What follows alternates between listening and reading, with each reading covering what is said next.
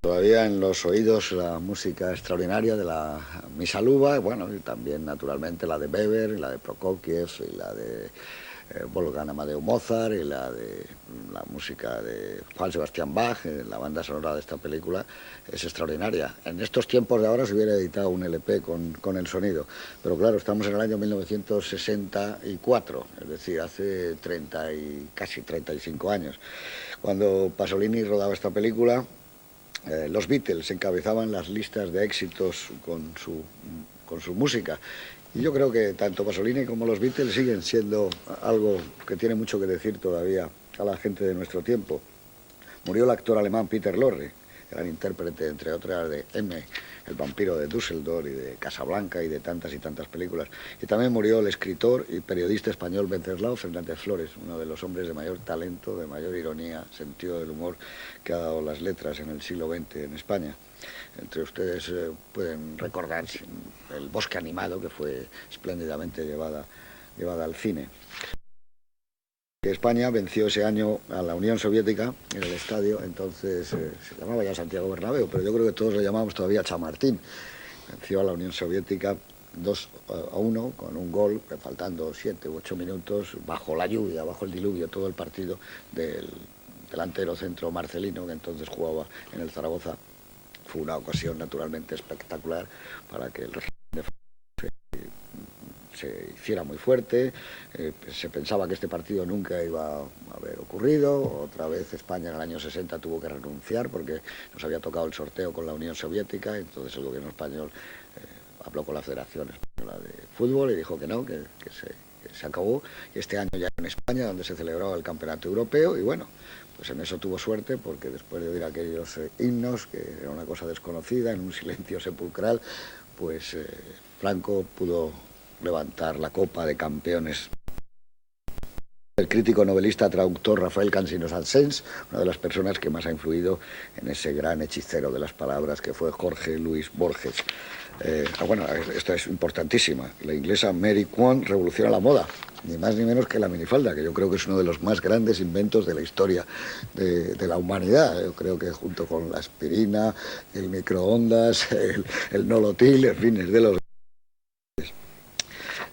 digamos que Jacques Anquetil vence en el Giro de Italia y se apunta a su quinto Tour de Francia, que ya está bien, ganar por quinta vez, ¿no? El premio de la montaña es para Bahamontes. Ninet y un señor de Murcia, del genial Miguel Miura, se convierte en el gran éxito de la temporada. 102 intelectuales dirigen una carta al ministro de Información y Turismo, el señor Fraga Iribarne, en relación con la huelga de los mineros en Asturias. Protestan por las limitaciones de información y, sobre todo, por la enorme represión que había en Asturias. Muere también el dramaturgo irlandés Sean O'Casey, cuya vida la llevó al cine John Ford, aunque luego tuvo que abandonar el rodaje ya que se encontró enfermo, y la terminó Jack Cardiff en la película El soñador rebelde. Fallece el genial Harpo Marx, junto con Groucho, el más popular de los hermanos. Y digamos ya para terminar que se estrena en España una maravillosa película, sin palabras, que produce una sensación no ya de los cinéfilos, sino de los espectadores, Los paraguas de Cherburgo, de Jacques Demy. Y ya, digamos, para concluir, que Jean-Paul Sartre rechaza el premio Nobel y que se inaugura el puente Verrazano, que une Brooklyn con Staten Island en Nueva York, con sus 2.033 metros entre los puntos de anclaje.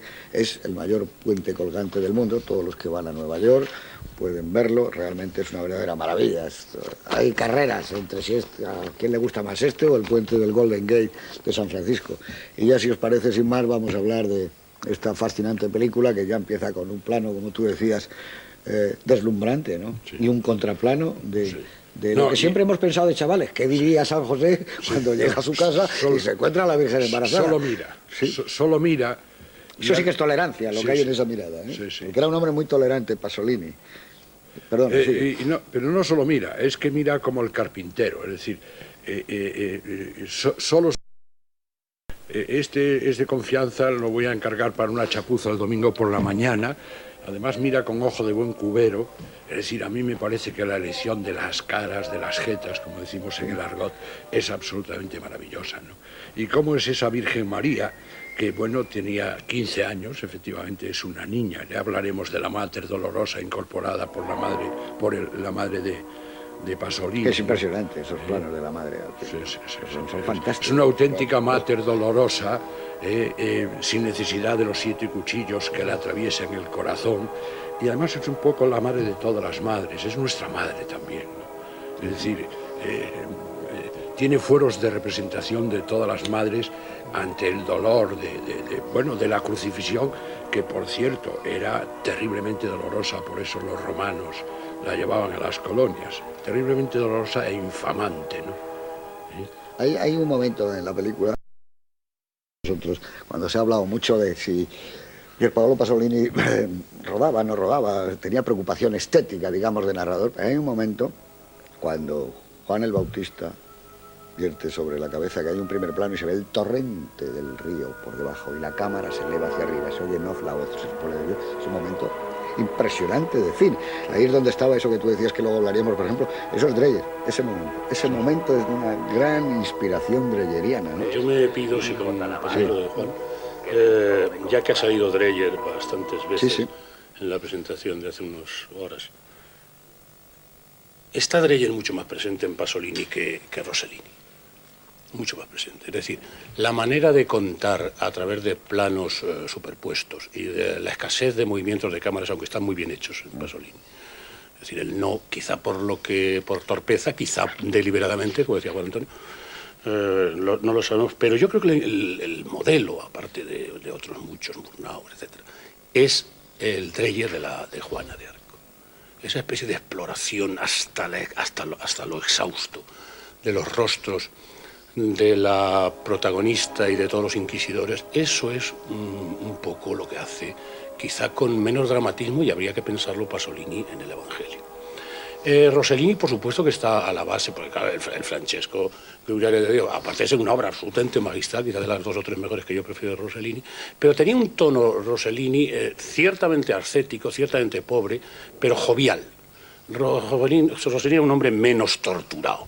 Era más lírico. Es decir, no sé si era otro tipo de lirismo. Hay un lirismo muy fuerte en esa ascesis y esa manera de contar tan sui generis, tan personal de Pasolini, pero que tiene más que ver con el dramatismo luterano de Dreyer, que con la jovialidad. Más aperto, ¿no? Más la jovialidad maravillosa del Rossellini de Francesco. Hombre, uno era más grueso, claro, y otro era más estético, como era Pasolini. Y abundando en lo que ha dicho con gran pertinencia, o como se diga, Juan Antonio, pertinacia y pertinencia. Juan Antonio, pues también al lado de Dreyer, la influencia, por eso es un gran documental, casi etnológico, es decir, los campesinos y todas las poblaciones del sur de Italia con sus caras descompuestas a veces, o no muy bien armónicas o desdentadas, que están, todo Pasolini le gustan mucho ese tipo de lo arcaico. Y también en ese sentido podría ser un documental del gran documentalista Ruch, es decir, puede ser Joe Negro o puede ser La pirámide humana, es decir, con esos cineastas que tienen un gran interés, incluso Flaherty. Es decir, también yo me acuerdo de Nanucchi, el esquimal, al ver esta película. A lo mejor nos lo parece, pues una película, Flaherty es una peripecia humana. En el hielo, y esto es el desierto. No solamente en el hielo, sino en que hay determinada afirmación aventurera en Flaherty, en ese Flaherty y en todos los otros Flaherty. De manera que yo, el dramatismo de Dreyer, que me parece más presente que cualquier otro, resta influencias a la presencia también del bueno, es que hay una cosa de lo que dices tú, Antonio, que es evidente, que es que hay una serie de primeros planos en continuación, seguidos de luz y sombra, donde él va hablando, que eso realmente es fantástico. Sobre todo en 2 momentos claves, que son el Sermón de la Montaña y la diatriba contra los publicanos y contra los fariseos. Sobre todo en el Sermón de la Montaña, la planificación es preciosa y originalísima, porque hay momentos determinados en que hay un cielo de tormenta y violento en las palabras de Cristo, al momento siguiente es un cielo resplandeciente y con sol, de manera que ahí conjugó muy bien y con una efectividad dramática precisa y muy efectiva esa conjugación que le da espesor al... Eso es muy Dreyer, yo creo que está muy Dreyer y está muy Juana de Arco. Y otra cosa fundamental en Pasolini es que él lo confirmó, porque fue un hombre que habló tantísimo, que evolucionó y además fue explicando su evolución. Él era un hombre que creía muchísimo en el montaje. Y además es lógico, si tú trabajas con actores no profesionales, puedes conseguir expresiones que montadas tienen un sentido, como ya demostró Pudovkin en tiempos, pero sin embargo en la toma larga es más difícil. Entonces, en eso está muy bien. Y luego, la coincidencia, que no sé si es tanta coincidencia, que como sabéis, todos los últimos 15 o 20 años de su vida, Dreyer quiso hacer la vida de Cristo, cuyo guión se ha publicado, y yo incluso lo he comentado a veces. Ese es un guión maravilloso, pero auténticamente maravilloso, donde pone de relieve la situación política y económica de Palestina en esos años, sin lo cual no se entiende bien qué pasa con Cristo y por qué la gente prefiere a Barrabás en vez de a Cristo cuando tiene que elegir. Es decir, toda esa circunstancia en Dreyer estaba maravillosamente estudiada. Había pasado como 15 años escribiendo, visitando y viendo.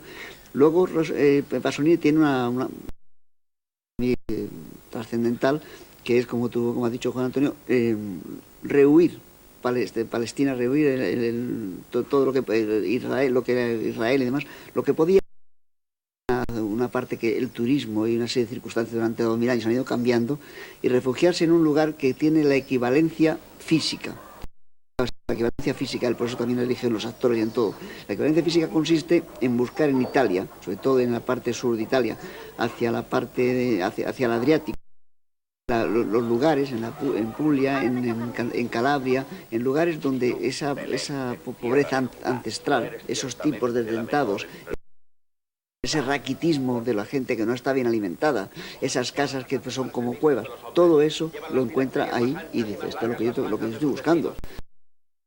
Un día más a los tiempos históricos de Jesús que haberlo reconstruido. Y un contraste muy grande entre un mundo de piedra, un mundo mineral, con un mundo espiritual, que es el que lo va diciendo. Eso creo que está maravillosamente contrastado. Y en esta época de efectos especiales de ahora, no hay nada más hermoso que cuando la acerca y para que le cambie esa cara, y sin ningún truco de nada, con un plano contraplano, le dice, quiero, queda limpio. Eso es fantástico, ese momento, sin efectos, sin nada, tú ves la cara con el maquillaje, inmediatamente él dice, quiero, queda limpio, y le ves el contraplano enorme, o sea, sin ningún tipo de efectos.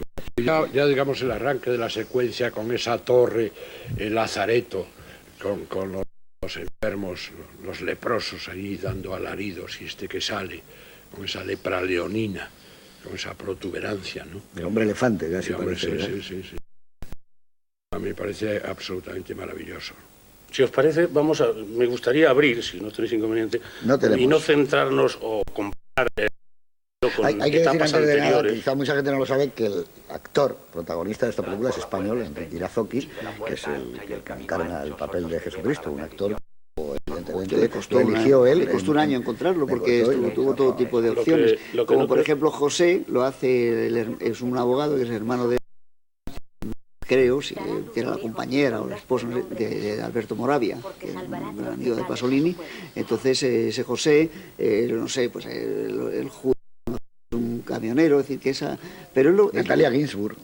Natalia Ginsburg. Que no sé, una cosa que es importante. Primero, que Pasolini, que virtud, y por ejemplo le gustaba fundamental, lo llevaba a rajatabla el doblar a los personajes. Por ejemplo a Irazoqui le dobló, siempre le gustaba el doblaje porque podía luego darle una intensidad que no podía en el rodaje, sobre todo con los actores que no eran profesionales. Y segundo, y muy importante además, que él buscaba a las gentes que correspondiesen en su interior a lo que el personaje tenía que dar y luego llevarlo al papel.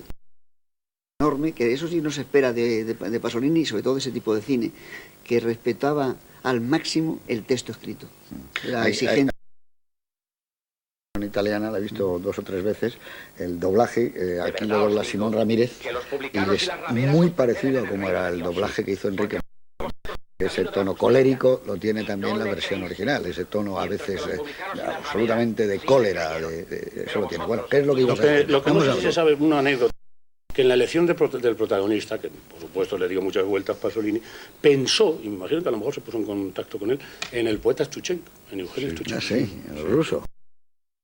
Shevchenko es una cosa bastante rara, porque no solamente aparecía gente del sur de Italia anónima, sino gente muy notable. Se ha hablado de, por ejemplo, ejemplo, se puede hablar de Natalie Ginzburg, que es una gran novelista y que aparece ahí, pues la presencia de la madre y algunas otras. Bueno, yo lo que quería un poco respecto al Vangelo y comparar la etapa anterior, sobre todo luego, si queréis, también podemos hablar de Saló, etcétera, pero la anterior de Acatone y de Mamma Roma. Es decir, Acatone, la crítica, y la crítica solvente española y extranjera, habló de una cierta sacralización, una cierta consagración mítica del subproletariado, o una cierta mitificación, arcaica en el sentido sagrado, del proletario romano, del subproletario romano. Y, al contrario, de una desacralización del texto evangélico. A esto Pasolini se opuso radicalmente porque se le contó. En una entrevista, que me imagino que hemos leído muchos, con el crítico francés Duflo, las conversaciones con Pasolini, que aquí leímos todos en el 70-71, que ha sido un anagrama, y que era muy interesante, él sale al paso y dice, pronto, de ninguna manera yo he tratado de desacralizar el Evangelio, todo lo contrario. Es decir, lo mío es la mitificación, les guste o no les guste a mis compañeros o excompañeros marxistas, y yo tengo un respeto total hacia lo institucional, no, pero sí hacia lo sagrado, y lejos de mí cualquier tentación desacralizadora. Quizás de las películas de la primera Pasolini, la película más marxista, porque es un análisis implacable sobre los hábitos trepadores de la pequeña burguesía, se llama Mamma Roma, es decir, la figura y de su niño y tal, pues sí pudiera hacer una óptica realmente marxista pura. Pero tanto Acatone como, no digamos, las posteriores, la trilogía de la vida, pues yo creo que la tal desmitificación o desacralización o la caída existen. Yo tengo la sensación de que esta obra, el Evangelio según San Mateo, es el corazón de Pasolini. O sea que a partir de aquí la obra de Pasolini da un giro, se hace incluso, como tú decías, la trilogía más festiva con los cuentos Canterbury, etcétera. Antes tiene una mayor preocupación digamos, política. Él no solo él es un político, sino que lleva la política a sus propias imágenes, ¿no? Y yo creo que esta es una película como donde él, por circunstancias que esas yo creo que nunca sabremos, qué le mueve a él a llevar el Evangelio al cine, que fue, acordaos que cuando se dijo que Pasolini iba a rodar el Evangelio según San Mateo fue un suceso. Todo el mundo decía, pero ¿cómo que va a rodar la película? Sí, sí, y tal cual. Además, no, pero parece que en ese libro de entrevistas, o en alguna otra que yo he estado consultando, parece que ya desde el año 42 él estaba obsesionado, porque incluso escribió algún poema de una madre y un hijo, donde el hijo realmente era como Jesús. Sí, hay un cortometraje también. Sí. Y luego, por otra parte, está una cosa fundamental, que hay que aclarar muy claro, nos tiene que dejar muy bien, que es que él tuvo muchos problemas con el Partido Comunista. Es decir, le pasaba lo que a los cristianos, que tienen una situación incómoda dentro de la Iglesia. Y luego, además, fue un hombre tan inteligente y tan consciente que vio que a partir de mediados de los 50, más o menos, hay una ruptura tremenda en el pensamiento, y que cree que el pensamiento va por otro lado de lo que las instituciones y los partidos dicen. Y de esa libertad es lo que dice, va muy bien lo que dice José Luis, porque él evoluciona interiormente. Es decir, yo no sé al final cómo sería Pasolini, pero indudablemente, como tú has dicho, él pega un cambio tremendo y empieza a considerar una cosa que además siempre, eso lo deja muy claro. Yo no respeto la realidad tal cual, yo la tengo que transformar y montar para mí. Y entonces hace su visión. Entonces, por tanto, es incómodo para un partido que imponía unas férreas conductas y una forma de demostrar las cosas. Y eso le trajo bastantes problemas. Yo no sé si su marxismo continuó. Él siempre dijo que después de hacer la película continuaba siendo marxista, y desde luego seguía con su ateísmo, que era una cosa que llevaba siempre consigo, pero indudablemente no pegó un cambio grande. Hay una frase suya, emblemática y programática, que dijo respecto a las estéticas, a seguir, ni Rossellini, por lo que decíamos antes, yo creo que la admiraba, pero no aceptaba los planteamientos estéticos y cinéfilos y cinematográficos, ni Rossellini ni Brecht. Ha pasado la época de Rossellini, ha pasado la época de Bertolt Brecht. Sí, y él entra a hacer una estética nueva dentro de cánones evidentemente marxistas. Y sobre todo estamos hablando en una época donde el estructuralismo está arrasando. Como él tiene una presencia tremenda, la polémica suya con Roland Barthes, hablar de cine de prosa y cine de poesía. Él es un filósofo, además, no solo es un poeta o un novelista, grande. Es un filósofo, ¿no? Yo creo que era un filósofo. Y un lingüista de muchas Y entonces esta película, si la llevara si la analizáramos a nivel de semiótica, no solo a nivel ya de la o del que tú has dicho también de los trajes, sino a nivel de imaginería. Eso es una película asombrosa, porque claro, aquí está puesto toda su teoría sobre lo que es la semiótica aplicada no ya al cine, sino aplicada a una narrativa que debe de seguir un lector. Y en ese sentido la película es asombrosa. Hay una ruptura de planos únicos con panorámicas que es bueno, a mí me parece que eso no estaba hecho, por lo menos de la manera, porque el Francesco Giuliar de Dio era distinto, tiene una unidad mucho más grande toda la obra. Aquí no, aquí es como si él estuviera brotando de él una charla de lo que él considera que debe ser la narrativa. Que a mí lo que más me asombra de Pasolini era la claridad de ideas que tenía, inteligentísimo. Era un tipo que reconocía que en sus películas había una mezcla total de estilos. Y hay una cosa curiosa, visto desde España, que cuando rueda la huida a Egipto, dice que en lo que tenía en la imaginación y lo que quiso reflejar, lo que le venía a la cabeza en ese momento era la salida de los republicanos españoles por los Pirineos en el año 39. Dice, y eso mismo quise hacer yo con aquella familia expulsada en camino que no sabe dónde y tal. Es decir, que demuestra que él tenía unas influencias máximas. Por ejemplo, la música de Bach, de la Pasión según San Mateo, sin embargo, sí que la puso en Acatone. Sí. Donde junto con el feísmo de las imágenes le daba una grandiosidad sublime a lo que le estaba contando. Es decir, que es un hombre abierto a todo. Sí, lo que pasa es que cuando tú dices, por ejemplo, el feísmo de las imágenes, evidentemente, Acatone, aquí también se puede utilizar la palabra, pero a mí me parece que es hermosa esta película. Sí. O sea, no hay nada de feísmo. Es que yo creo que la verdad es hermosa. Claro, es que la sencillez siempre es hermosa. Y es una conquista, además. En este caso concreto, la sencillez es el fruto de un esfuerzo. Es decir, esta absoluta falta de retórica, esta observación, es la cámara la que observa. Hay uno que la maneja, pero yo creo que a veces ni siquiera puede estar mirando por el agujerito, ¿no? Que hay cámara a mano también, ¿eh? Sí, mucha. Y se le va un personaje y lo vuelve a coger. Como si tú miras y que de repente no te pasa algo, ¿no? Eso está muy bien recuperado. Bueno, y aparte que yo me acuerdo de comentarios. Entonces, Jesucristo... ¿Te acuerdas cuando se estrenó la película? Eso era una de las cosas que más se comentaban. Se la llevan. No hay las 7 caídas, ¿no? No son 7 las caídas, es un número mágico, ¿no? Bueno, es que a partir de ahí además hay una síntesis. Dice que esa aceleración estilística también está en Mateo. Hay una síntesis porque dices, ¿cuánto llevamos de proyección? Dice, pues 2 horas, y dice, pues aún queda una, ¿no? Pues queda apenas un cuarto de hora, ¿no? Él cuenta, digamos, con que la historia nos la sabemos, es decir, por eso yo creo que puede dar esos saltos, por eso provoca elípticamente que, digamos, que trabaje en nuestra imaginación. La crucifixión no puede ser más breve, las 7 palabras, una de ellas la dice en la noche de los olivos, y apenas... A mí me parece que el grito final. Sí, porque duele.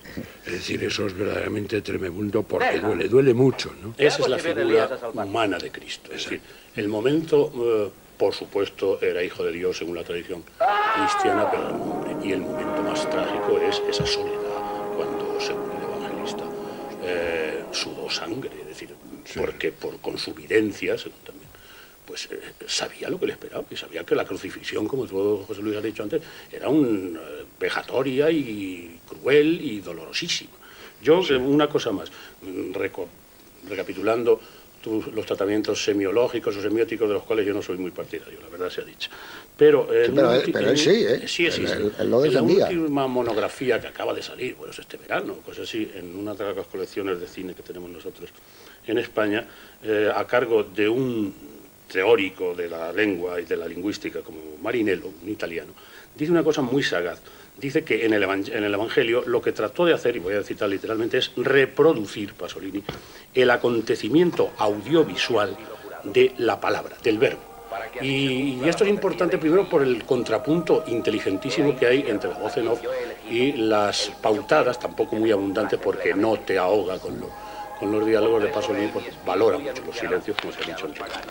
Y por otra parte, esa especie de potenciación del verbo, que me imagino que está en el centro del cristianismo, frente a la tradición judía anterior, que era más una tradición de la escritura. Es decir, la gran tradición judía, tanto esotérica como exotérica, tanto la cábala como los textos menos cabalísticos, se apoyan muchísimo en el valor del símbolo, en el valor de la lengua, en el valor de la palabra y la combinatoria de la palabra. De ahí, naturalmente, toda la riqueza infinita en la intelectualidad judía de todos los tiempos.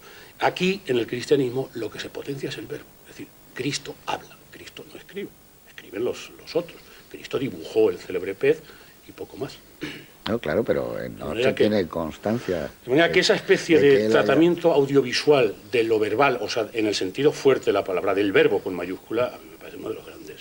Lo que Pasolini tiene en esas discusiones y en esas entrevistas, tiene una cosa muy bonita, que es cuando explica cómo se puede explicar, decir en imágenes lo que dice la palabra en sí escrita. Y sobre esa teoría escribe páginas y páginas, tratando de ver la correspondencia, que no es tan fácil como parece. Por eso dice las famosas discusiones. Y es curioso también que él quiso hacer, tenía también el proyecto por entonces, de hacer un San Pablo. Y un Foucault también quería hacer. Aquí lo que es asombroso es que cuando él habla, como dice Antonio, el verbo, los apóstoles miran y no entienden, y no comprenden. Eso es fantástico. Era muy difícil. Es decir, Cristo hablaba en parábolas para ser más claro, y yo creo que muchas veces complicaba. La parábola tiene una riqueza semántica y una ambigüedad absoluta. Las parábolas de Cristo son portentosas porque son una de las grandes figuras espirituales de la humanidad, pues con 2 o 3 más, pero no son fáciles, no son para niños. No. Bueno, pero digamos es que los referentes de sus parábolas no son ajenos. Seguramente aquellos campesinos analfabetos a los que se les dirigía lo entenderían mucho mejor que nosotros. Nosotros no sabemos las flores. En el Zoo de Madrid hay gallinas. Quiero decir, para enseñarle a los niños que de ahí salen los huevos que luego se fríen en casa, porque los niños ciudadanos no saben lo que es una gallina, no conocemos las flores. Yo creo que, digamos, él estaba lleno de referencias que sí le entendían los destinatarios. Lo que sucede es que a todo se le pone cara de estupefacción. Es decir, ya no solo por lo que dice, yo creo que hasta por lo que calla. Es decir, todos están estupefactos. ¿Pero quién es este? ¿De dónde sale? Pero los referentes cercanos sí lo entienden. Cuando le dice, mira, ¿quién hay en la moneda? Sí.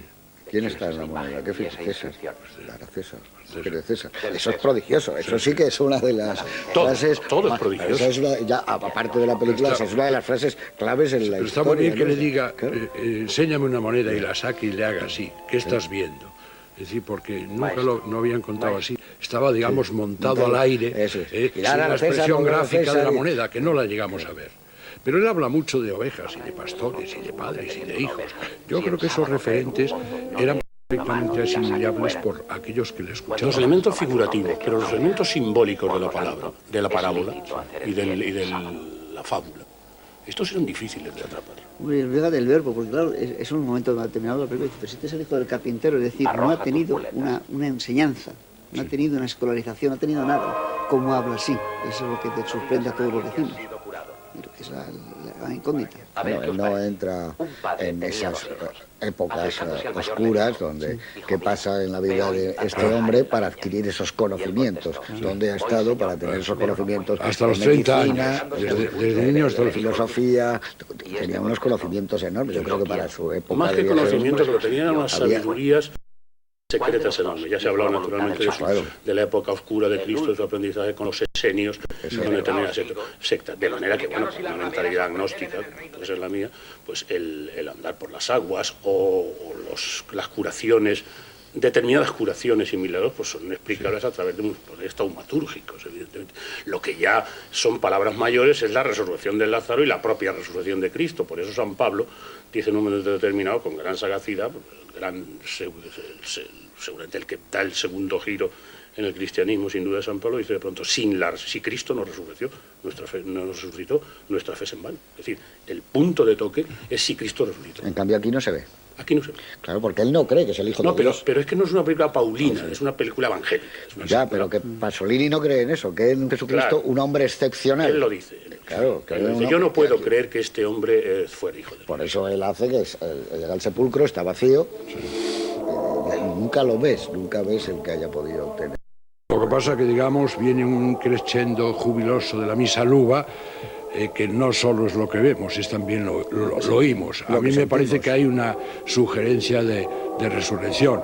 Esa no es la música que corresponde a que los discípulos pues hayan hecho una trampa nocturna y lo hayan sacado, ¿no? Es decir, a mí me da la sensación de que está contado sin fe, pero acaso creyendo. Creer, ¿no? Queriendo creer que... Un hombre que trabajaba tantísimo en el montaje. En ese famoso libro de entrevistas del francés dice que estoy harto, más o menos en otras palabras, estoy harto de las horas y horas que pasaba aquí en el montaje para hacerse la entrevista. Era un hombre eso lo explica mucho, como un fotograma menos, un fotograma más, cambia toda una secuencia. Es decir, que una música que él pone la está considerando mucho, porque cuando se trabaja con esa minuciosidad y a posteriori ya no hay nada casual.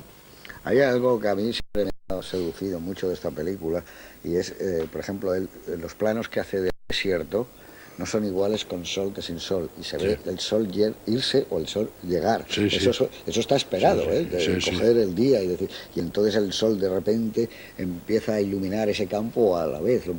Todas esas cosas tienen mucho que ver con la revelación, con la iluminación. Eso está muy bien metido. Eso es lo que tú dices, que yo tampoco soy una persona que para mí todas estas cosas de Barthes y de la semiótica, eso que se hablara en esa época aplicada al cine, a mí me parece que eso estaba hecho por unos comunicólogos o como rayos se llamen, que no tenían mucho que ver con la esencia cinematográfica. Pero sí es evidente que en Pasolini son sinceras, están buscadas. Es decir, que hay que esperar a que se vaya el sol y está rodando, y ahora rodamos, y ahora esperamos, y ahora volvemos a rodar, ¿no? Y eso sí tiene mucho que ver con ese sentido de alumbramiento, ¿no? Que tiene toda la película. La Cena de las Tentaciones, él dice que es en lo que él reconoce, dicen que hay mucha cosa inconsciente en mí, pero en lo que yo reconozco, al verlo después, singular, ¿no? al ver esa escena después, sí reconozco que eso lleva una especie de pozo de Mizoguchi, que tanto me gusta, que algunas de sus películas posteriores que fracasaron en Europa fueron un éxito tremendo en Japón. Le pasa como a Víctor Erice, que es un director que en Japón lo entienden, lo comprenden y lo aman. Es un director casi japonés. Sí. Pero es que tiene mucho que ver con muchas cosas de Mizoguchi, de la tierra, de la sequedad, y de la espiritualidad. Yo creo que y eso unido en un texto espiritual, entonces estás viendo un mundo mineral como sin vida ninguna, en donde hay alguien que está tratando de regar aquello, que es como yo veo el Evangelio, alguien que está tratando de echar agua, de que aquello fructifique de alguna manera, que ese mundo mineral tenga un hálito de espiritualidad, que algo pase, que la gente vuelva a tener esperanza, que tenga vida, que tenga ilusión. Eso es lo que me parece que tiene la película. Es el punto de encuentro con Fellini, cuando Gelsomina está regando algo que nunca va a recoger en un lugar desértico. No, y evidentemente toda la relación de Pasolini con Federico Fellini está clara. Las noches de Caviria, todo ese mundo, el que lo conocía era Pasolini, el que había vivido en el extrarradio, en el suburbio, ese mundo que luego ha salido ya tantas veces, de la gente en Villa Borghese, al fondo, donde están todas las prostitutas, todo ese mundo era un mundo muy de Pasolini. Sí. Él le consultaba, eso era la época que le llamaban por los diálogos, porque él conocía esa jerga como nadie. Claro, lo que había que decir, claro, las expresiones que se utilizaban. En cambio aquí, lo que es curioso, que él firma, sin embargo, el guión, o sea, escrita y dirigida, ¿no? Por Pasolini, ¿no? Pero no debe haber nada suyo. Debe haber una selección por omisión o una estructura y altera del texto de Mateo. Y del texto de Mateo con alguna interpolación que hizo de Isaías. Porque dice que Mateo también fue el que más tomó de Isaías y que por tanto no le parecía mal haberlos mezclado. Ahora, lo que a mí me parece complejo hoy día es que esta película estuvo nominada a 3 Oscars también. Ojo, que también esta película estuvo a la dirección artística, al conglomerado musical que formó Bacalov y al vestuario. Sí, Danilo Donati, ¿no? Claro, es que el vestuario ya lo citabas tú antes, el vestuario hay que haber visto mucha pintura, ¿eh? Y hay que haber estudiado. Yo creo que hay que haber visto mucha pintura y después olvidarla, ¿eh? Sí, pero hay una me da la sensación de que, bueno, visten de estameña, de telas de saco, es un hallazgo que sea en blanco y negro, porque hoy ya hay reportajes en color, pero entonces el reportaje por definición era en blanco y negro, ¿no? Y cámara en mano. Y cámara en mano. Entonces, bueno, a mí me parece que el vestuario, digamos, es un hallazgo, ¿no? Y por otro lado, digamos, también es un vestuario jerárquico, ¿no? En los que mandan, llevan tiara siempre, son mucho más altos porque prolongan la cabeza. Para que le miremos la cabeza, prolongan con la tiara, ¿no? Pero digamos los pobres son todos los demás, incluido el Cristo, ¿no? Me parece, insisto, un hallazgo también ese Mezzogiorno, porque además en cada plano hay como una declaración de amor, es decir, de amor a la pobreza, ¿no? La otra cara de Italia, es decir, el norte próspero, pero a costa de... El sur también existe, ¿no? De esa parte que nunca lo enseñan a los turistas. No. Es decir, yo, por ejemplo, he vivido mucho tiempo en esa parte y me ha puesto esa parte, no la conozco yo. Siempre he conocido la otra costa, la costa brillante, maravillosa, la que pasa por todos los grandes lugares del Renacimiento. Esta no. Y en Sicilia tampoco, porque en Sicilia me quedé a punto. Y los rostros. Sí. O sea, que si son importantes ese material de vestuario, de lo que llamaríamos ahora la dirección artística, los rostros son impresionantes. Porque ¿cómo? Sí. Es tremendo, pues, ¿verdad? Aparte si me permitís, aparte del aspecto documental, en que naturalmente la dirección de actores o pasa a tercer término o no existe, en la específica dirección de actores, que por supuesto lo tiene muy bien armonizado en la película, parece ser que Pasolini les pidió, cosa no infrecuente en los grandes directores, una naturalidad absoluta. Vosotros poneros y no actuéis, es decir, era el antidirector estúpido. Y incluso él lo relató con las propias palabras, que también forma parte de una óptica y una moral cinematográfica, diciendo, no os preocupéis que la cámara, llegó a decir que es muy bonito, es el suero de la verdad que revela inmediatamente. Es decir, el objetivo de la cámara es implacable, si no hagáis muecas ni hagáis cosas, porque la cámara es tan potente, el instrumento cinematográfico es tan potente que revela nuestra interioridad. Eso dentro de una película que es una gran producción. No es una película barata. No. Es una película para entonces y para el cine italiano cara y costosa. Y sobre todo por la prolijidad. Por la prolijidad y la minuciosidad de que habéis hablado. O sea, el plano, para luego el montaje tener menos dificultades. Figuración y vestuario y semanas de rodaje, localizaciones. Lo que es curioso es que parece que es una película muy sencilla. Es una película que se ha hecho... nada, llegar y rodarlo en nada, en una semana y media y ya tienes todo, ¿no? Esa contradicción también. Es el pellizco de la gracia, si tienen tantos cineastas. Ese es el tono, ¿no? Yo citaba antes, tú has citado también, Fassbinder tiene mucho que ver aquí, mucho que ver. Hay una enorme influencia, ¿no? Y Kiarostami tiene mucho que ver.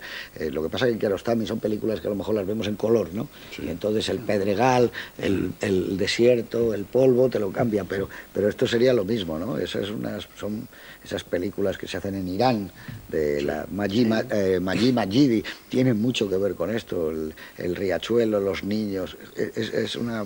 ¿Qué niños, no? ¿Qué niños salen? Es que la pobreza del mundo tiene muchos parecidos en todas partes. Igual, sí. La pobreza es una situación extrema. La riqueza hay tipos distintos de riqueza.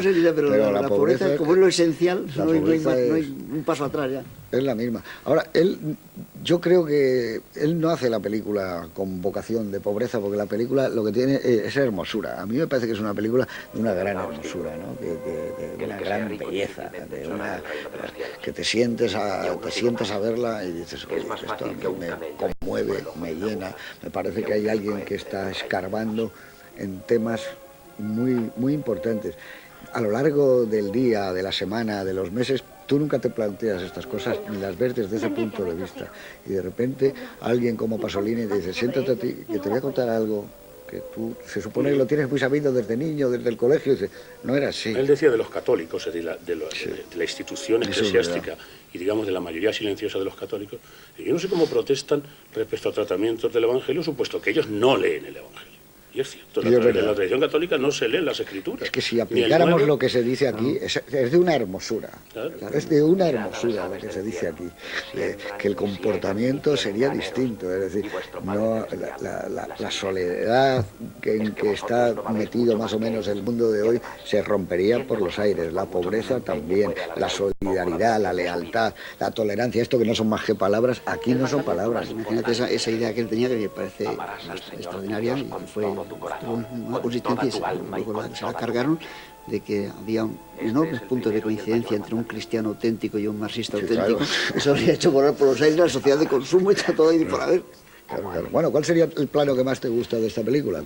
A mí me gusta mucho en esta película varias cosas, pero voy a hacer nada más que una, que es los rostros de Susana, de la madre de Pasolini, cuando la crucifixión. Ahí hay varios momentos que parece imposible que esa mujer no sea una actriz extraordinaria, porque están los momentos, son equiparables a los de Ana Mañana en Roma Città Aperta, para fijar una profesional y una mujer que no trabajaba en cine. Es el dolor, ¿verdad? Es el dolor, es la tragedia. Bueno, Juan Antonio ha hecho una descripción preciosa. No hay un rostro desencajado, ¿no? Pero esa mujer está extraordinaria. Es que no he visto una cosa igual. Parece mentira que no sea actriz, que sea una mujer mayor y que tenga esa capacidad de expresión. ¿Y para ti, Antonio? A mí me gustan también muchísimo todas las películas, pero me voy a quedar con una mirada muy peculiar. También se ha aludido, me parece que ha sido tú, Juan Antonio. Esa cámara detrás, en un primer plano muy cercano de los soldados y un plano ya más largo del prendimiento de Cristo. Esa mirada es tan sutil que es la mirada de Pedro, seguramente, porque es una mirada como esquiva detrás de los soldados, y que pudiera ser también la mirada de Pasolini, no solamente la de Pedro, sino la de Pasolini. De manera que es de una riqueza realmente considerable. ¿Y para ti? ¿Cuál es tu secuencia o tu plano favorito? Bueno, a mí, digamos, hay muchos, ¿no? Como plano me parece verdaderamente estremecedor cuando Judas repta después de haberlo vendido, ¿no? Como una culebra. Pero a mí me gusta mucho, digamos, el encuentro con los apóstoles y en concreto con Santiago y Juan, hijos del Zebedeo, que acaban de recoger lo que en Galicia llamamos la rapeta, una suerte de red de arrastre que se tira desde tierra, que me deja verdaderamente fascinado. Y me deja verdaderamente fascinado porque frente a los Juanes convencionales, un poco epicenos, este es un grumete, un mozalbete, que huele a escamas y a pescado, ¿no? Me entusiasma. Y me gusta mucho, digamos, la utilización, que lo utiliza muchísimo, de la espalda. ¿Cuántas veces vemos a los personajes de espalda? Yo creo que invitándonos y hasta exigiéndonos a que tratemos de darle la vuelta y ver la cara que se le pone, ¿no? Después de haberlo negado 3 veces, ese Pedro que se aleja, que lo vemos de espaldas y vemos cómo se va parando, cómo se va parando y de pronto se para, dice lo que he hecho, ¿no? Y además me lo había dicho. Y todo eso de espaldas. Y dices tú, ¿cómo es posible que estos aficionados tengan esa expresión corporal? Y con esa indumentaria que además neutraliza, digamos, la expresión corporal, ¿no? Ropas talares, ropas informes. A mí me parece eso, un reportaje, ¿no? Un reportaje genial, vamos. A mí me gusta, pero lo que pasa es que para que lo ponga a Bustos es muy complicado. Toda esa serie de primeros planos que cambian los fondos, que cambian la luz de la cara de él, que está iluminado con luz cenital, que está iluminado con luz desde abajo, que tiene luces en un lateral del rostro, en otro, y él no para de hablar, va diciéndonos exactamente el Evangelio, y van uno detrás de otro, y tienes la sensación de que se cree incluso una épica. Ahí hay como una épica, vas creciendo tú con aquello y es como realmente te vas madurando por dentro, vas brotando, es como cuando le echas el agua a una flor y vas viendo la cámara rápida cómo va saliendo. Todo eso es de una audacia, eso no se había hecho nunca en el cine, no tiene nada que ver con nada. Es de una audacia tremenda, pero casi es el gusto parlante del telediario. Sí. Entre comillas. Sí. Quiero decir que hay una sabiduría ahí, qué capacidad para concentrarlo, y es eso, un gusto parlante que a veces se acerca, que varía cambian los fondos. Pero dices, casi el busto pasa. Hay una valentía maravillosa en un momento que no hemos mencionado, que es cuando el ángel cambia el sentido de los reyes, de los magos, cuando se alejan por otro lado. Basta con la mirada, cuando cambia aquello, ese es un momento genial. Por cierto, que toma partido en la célebre discusión sobre el sexo de los ángeles. Es una chica. Sí. Es una chica según el reparto, ¿no? Un efebo. Un efebo, sí, vamos. Efébica. Pero sí, no, es mitad y mitad, no tienen sexo. Es el pero vamos, que sale al final. Pero, sí, pero es una chica, ¿no? Rosana Di Rocco. Que es que lo busqué porque me pareció eso, equívoco. La cara de San José es inolvidable, ¿verdad? Ves esta película y nunca... Es tan... Es que además me gustaría ser amigo. Es que además hay que recordar los San Josés de edulcorados y terribles de la estatuaria y tal. Eso es una cosa verdaderamente terrible, ¿no? Me encargarías una mesa, ¿verdad? Sí. No, una que tengo que coger el domingo por la mañana, y además estaría deseando que acabase para tomarme un vinito con unos pinchos de queso con él, porque es buena gente y sabe cosas. Es muy bueno en el oficio. ¿Cómo mira a los niños jugar? Sí. Y por otro lado, a mí hay una cosa que me gusta, los niños jugando. Es decir, digamos, hay la partenogénesis, el ser hijo de la Virgen, es un mito pagano, ¿no? Quiero decir que de alguna manera yo creo que estaba en este hombre que de alguna manera se consuela así, ¿no?